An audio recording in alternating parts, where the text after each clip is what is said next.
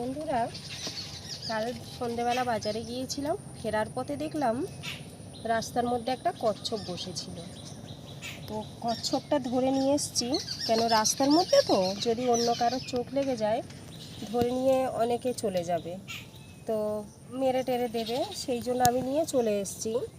তো আজকের আমি একে ছেড়ে দেব। এখন এই কচ্ছপ প্রায় বিলুপ্ত হয়ে যাচ্ছে, তাই এই কচ্ছপ কিন্তু মারা উচিত নয়।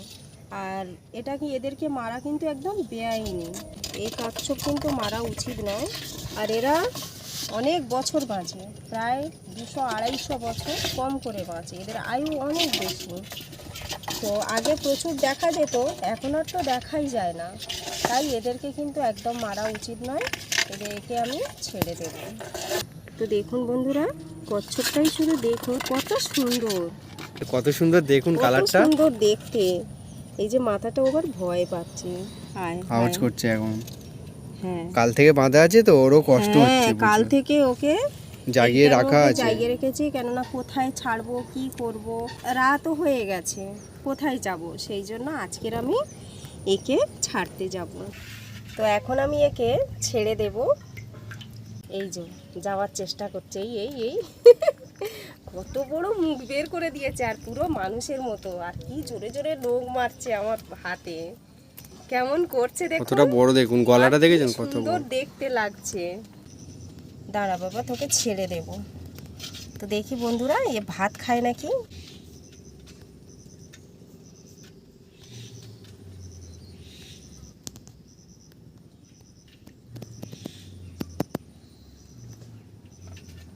ভয় পাচ্ছে ও, ভয় পাচ্ছে, খাচ্ছে না। কালকে রাতে মনে হয় মুড়ি খেয়েছিল না? হ্যাঁ, কাল রাতে মুড়ি খেয়েছিল, ওই জন্য আজকে চেষ্টা করছি যাতে একটু ভাতটা খায়। দেখুন নখগুলো দেখুন, একদম পুরো বিড়ালের থেকেও ভয়ঙ্কর, কত বড় বড় দিয়ে নখ। ওরা মাটি আঙড়ায়। হ্যাঁ, এইগুলো দিয়ে মুহূর্তের মধ্যে মাটি আংড়ে দেয়। এই যে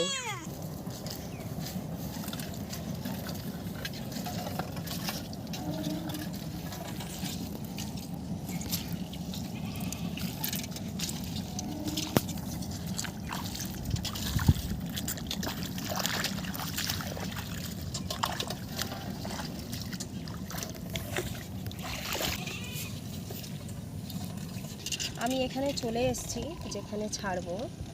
তো দেখেছেন, এটা কিন্তু বিশাল বড়, অনেকটা বড়, কিন্তু অনেকটাই বড়। আমি ধরে আনছি, আমার হাত ব্যথা করছে, এতটাই ভারী। তো আমি এখানে ছাড়তে পারতাম, এখানে ছাড়লে ওই যে জলা জমি আছে ওখানে উঠে যাবে, এদিকে জলা জমি আছে উঠে যাবে, তো আমি এখানে ছাড়বো না।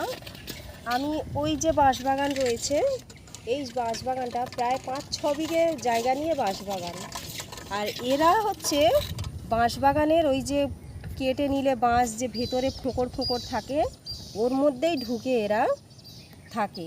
আর এরা এখন ডিম দেবে, কেননা রাস্তায় উঠেছিল তো, শুকনো জায়গা খুঁজছে ডিম দেওয়ার জন্য। আর এখন বর্ষাকাল, এখন কিন্তু বর্ষাকালে বাঁশবাগানে কেউ ঢোকে না, কেন বাঁশ গাছের যে হোঁক বেরোয় বর্ষায়, তো কেউ বাঁশ কিনতেও আসবে না, কিছুই করতে আসবে না, বাঁশ ঝাড় পুরো বর্ষাটা এমনিই পড়ে থাকবে, ততদিনে এ সেফটি জায়গায় চলে যাবে। যেখানে দেব এখন জায়গা খুঁজবে ওটার জন্য। এই রকম বাঁশবাগানে দিলে ও আর কিন্তু কোথাও যাবে না, এখানেই থেকে যাবে। তো ডিম দিয়ে ওর জায়গার মতো চলে যাবে। পাশে আছে আরও 3-4 বিঘের মতো জায়গা নিয়ে আর একটা পুকুর আছে বাঁশ গাছের একদম ওদিকে, তো সেখানেও চলে যাবে। আমি এখন এখানে ছেড়ে দেবো, যাতে বাঁশবাগানের ভিতরে ও চলে যায়। আমি যাব না বাঁশবাগানে, কেন বিষাক্ত সাপ টাপ থাকলে থাকতে পারে। আমি যেখানে ছাড়বো চলেই এসেছি, আপনারা দেখুন পুরো একদম ভয়ঙ্কর একটা বাঁশবাগান, কেউই ঢুকবে না, এটাই হলো এর সেফটি জায়গা একদম।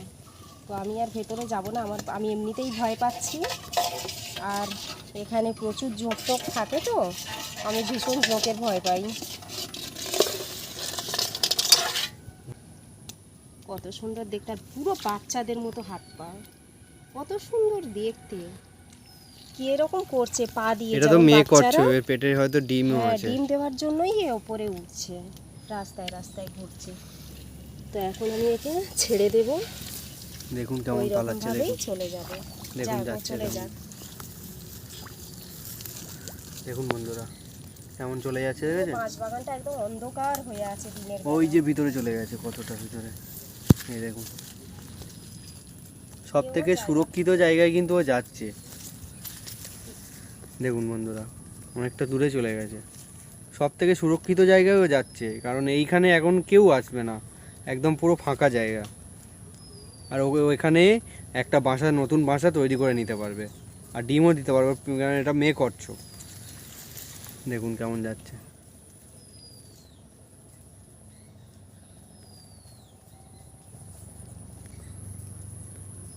ওই যে দেখুন অনেকটা দূরে চলে গেছে, জুম করে আপনাদেরকে দেখাচ্ছি।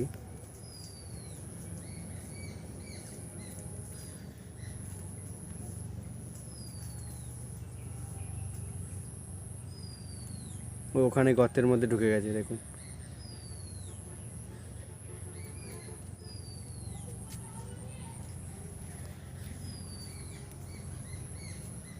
ওই দেখুন যাচ্ছে বাঁশের মধ্যে, বাঁশঝাড় দেখুন, বড় বাঁশঝাড়, বাঁশঝাড়ের মধ্যে ঢুকে যাচ্ছে, দেখুন। তো বন্ধুরা এখন আমি বাড়ি যাচ্ছি। আর আমাদের ভিডিওটা ভালো লেগে থাকলে অবশ্যই একটা লাইক আর আমাদের চ্যানেলটিকে ফলো করে রাখবেন।